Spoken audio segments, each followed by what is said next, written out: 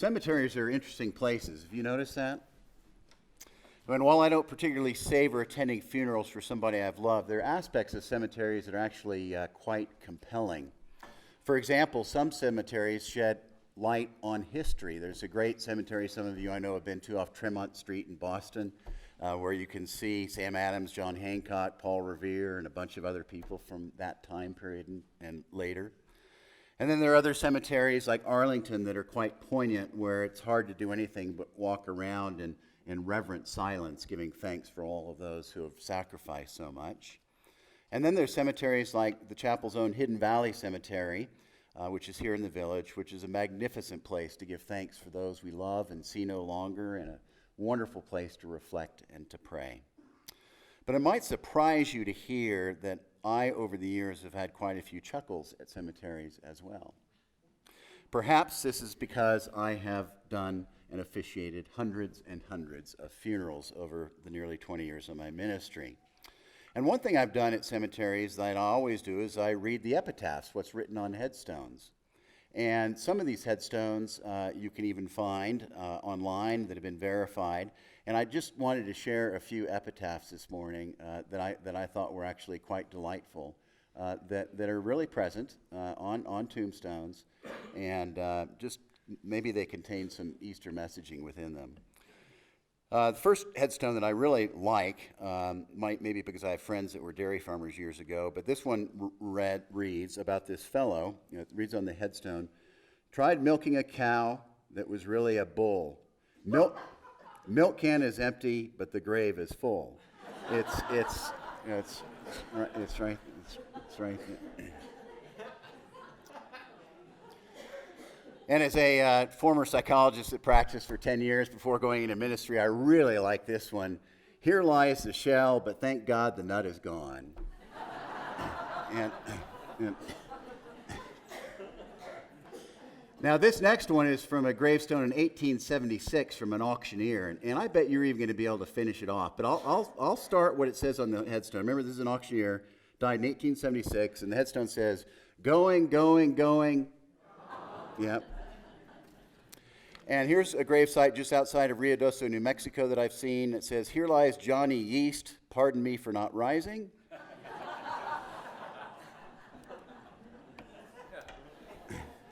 And I have just one more I want to share.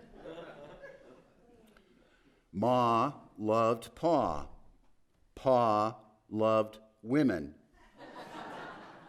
Ma caught Pa with 2 ends swimming. Here lies Pa.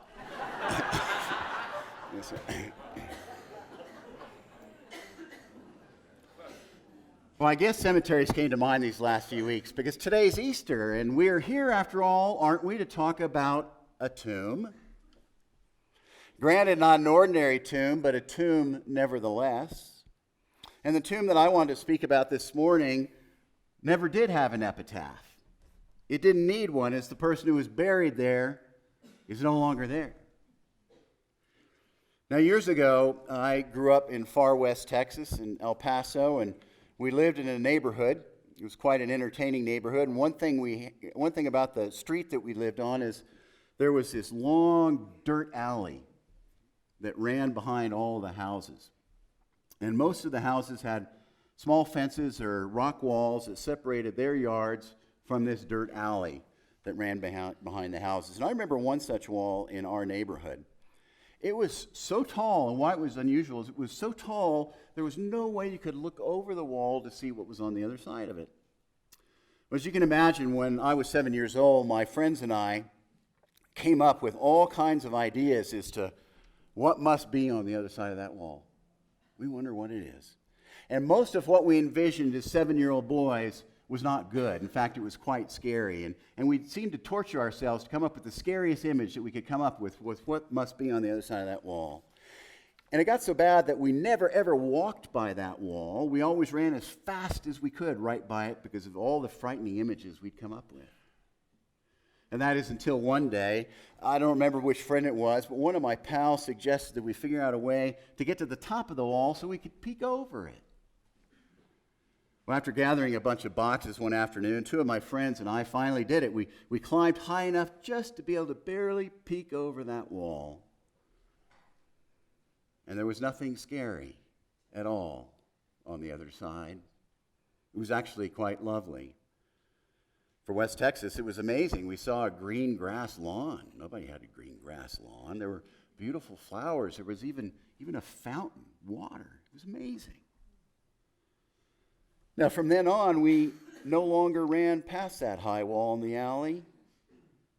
We walked instead of ran, as we no longer had bad and mistaken ideas about what was on the other side. We were confident about what was on the side. We weren't worried anymore. Well, today's Easter.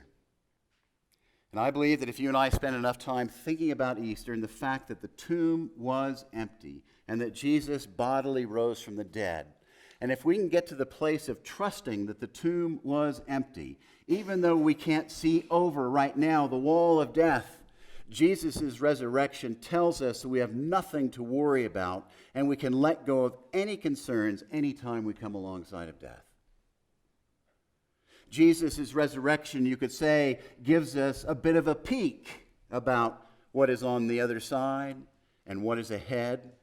And Jesus' resurrection offers us tremendous hope and can affect how we live each day right now, and offers us some solid things to hold on to about where you and I and those we love are headed in the future. I love what this one person writes about Easter, referring to Jesus' empty tomb. The person writes, "The world often offers promises full of emptiness. Indeed, the empty tomb is full of promises for each of us, because Easter offers emptiness full of promise," referring to the empty tomb. Well, to help us explore what I mean about all of these things, I want to first, for a moment, just take a brief look at the story, the Easter story, and what happened on that Sunday morning and what happened on the days just before. As we know, on that Friday, Jesus was nailed to a cross and died, and by 3 that afternoon, he took his last breath. A man named Joseph of Arimathea asked Pilate, who was the governor of the land of Judah on behalf of the Roman emperor, Joseph asked if he could have Jesus' body and take it for proper burial. Pilate agreed, and so Joseph and others took Jesus' body and placed it in a tomb. And after they laid Jesus' body in the tomb was sealed. Late Friday afternoon, Friday night, Saturday night, all passed. And then early the next morning around sunrise or just before, some women get up early and went to the tomb. They hoped that some folks would roll away the stone of the tomb so they could go inside it and anoint Jesus' body to prepare it for the long process of decay. But when they arrived, they discovered the stone had already been rolled away. Now, if you read the 4 gospel accounts of that first Easter morning, Matthew, Mark, Luke, and John, you'll notice quickly that there's some differences of the accounts that are provided. Clearly, different people who were witnesses focused on different aspects of that Easter morning. But what is intriguing is that the 4 gospel accounts all share some very basic facts. All 4 gospel accounts share the basic fact that Jesus' body was not present that Easter morning. There is also consensus that the women were told that Jesus had risen from the dead, and indeed he had. There's agreement that they were told not to be afraid, as they would soon see Jesus, so to run and tell the others, namely the disciples, what had happened. We also know from early eyewitness accounts that Jesus did indeed appear to his disciples and others in Galilee, in Jerusalem, and on a road to a place called Emmaus. We're also told that Jesus appeared on a variety of occasions over a period of days to well over 500 people after his resurrection. And while Jesus was bodily raised from the dead, as those early witnesses attested to, what we don't know is exactly what a resurrected body looks like. That said, we do know that eventually people recognized Jesus' resurrected body, and they recognized Jesus as Jesus. As one writer says, the resurrection is not some legend. It is not a symbolic event. It is not something that represents some spiritual higher truth. When Jesus shows up, he says, "Look at my hands and look at my feet. It is me." A ghost does not have flesh and bones. And then Jesus says, "Do you have something to eat?" And in saying these things to those who saw him, Jesus in essence is saying, I am not a symbol, I am really here. I'm not just an impression in your mind. I am not just a spiritual presence. I am here. Flesh and bone, touch me. Why are those details recorded? Because they happened. I love what Tim Keller has to write about the Easter story. Here's what he has to say in adapted excerpts. Jesus' resurrection tells us with certainty that there is a future for us beyond death. It also tells us that the future we have beyond death is deeply personal. We all want to be loved. We want to be with those we love. And this is why Jesus shows up in resurrected form and says, "It is me, look at me, it is me." Jesus is personally there in a deeply meaningful, connecting, personal way. And it tells us that the future we have after death is personal. And those who we love are part of it. It's relational. Keller goes on to write, but the future is not only personal but certain. Why do we know this? Because of Jesus' resurrection. And our certain and personal future is love without parting, surrounded by love. And the future is not only personal and certain, but wonderful, unimaginably wonderful. The resurrection means we are going to miss nothing. The world, sunsets, music, mountain beauty, friends, love are but whispers of a prologue to a grander story that we will be part of.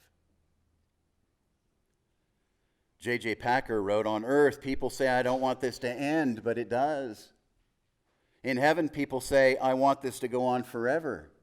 And it does. Easter and Jesus' resurrection tell us all that we can trust and count on the fact that there's a future when we die, that such a future is personal and relational, that is astonishingly wonderful, and we can be certain of this because Jesus Christ is risen. What great news. But there's more. I mentioned earlier that the news of Easter is not just about the future, but it is also about how we live right now, today. It is about how we live today with a sense of purpose and joy and confidence. Now, a number of years ago, there was a study done at UC San Diego, University of California, San Diego. It's an intriguing study. And here's some excerpts from an article written about the study. The person writes, many of us go to extraordinary lengths to avoid learning the endings of stories we have yet to read or see. When someone begins to tell us the ending of a story, some of us will plug our ears, for example, and loudly repeat, la, la, la, la, la, la, la, when discussion threatens to reveal the outcome of the story. But a study suggests we are wrong in wasting our time. There's a study that suggests that spoilers don't spoil stories.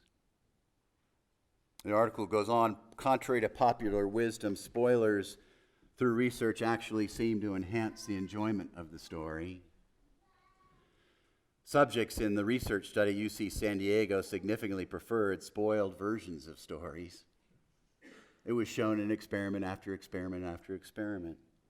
And then one researcher was quoted as saying, once you know how a story turns out, it is cognitively easier, it's easier in our brains. You are more comfortable processing information or thinking about the story.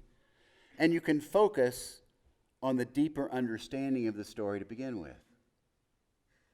Now that quote from the researcher, I love that last line. Once you know how a story turns out, you can focus on the deeper understanding of the story. So maybe, just maybe, Jesus' resurrection happened in part as a spoiler alert. So we can focus not only on the deeper understanding of why we were alive to begin with, but so that we can get work to transforming this sometimes very messed up world, knowing that we don't have to worry at all about the future. Said another way, if I know I'm going to be okay in the long run, I can get to work today, much harder today, with all my strength, with all my effort, with all my energy, because tomorrow is taken care of. As N.T. Wright once said, God wants us to work to overcome all the wrongs there are in the world because we know what is ahead. Because of the resurrection, we can be filled with hope, not only for the future, but what you and I can do today. We can trust God, and so therefore we can get to work on God's behalf. You may remember earlier I mentioned several epitaphs from a variety of gravestones. Some celebrities have some really good ones too. On Rodney Dangerfield's headstone, it reads, "There goes the neighborhood."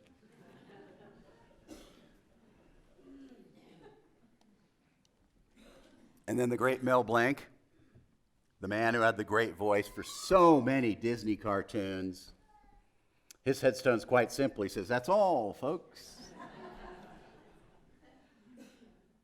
But there's one that I really, really like. It's on the headstone of Frank Sinatra. It simply reads, "The best is yet to come."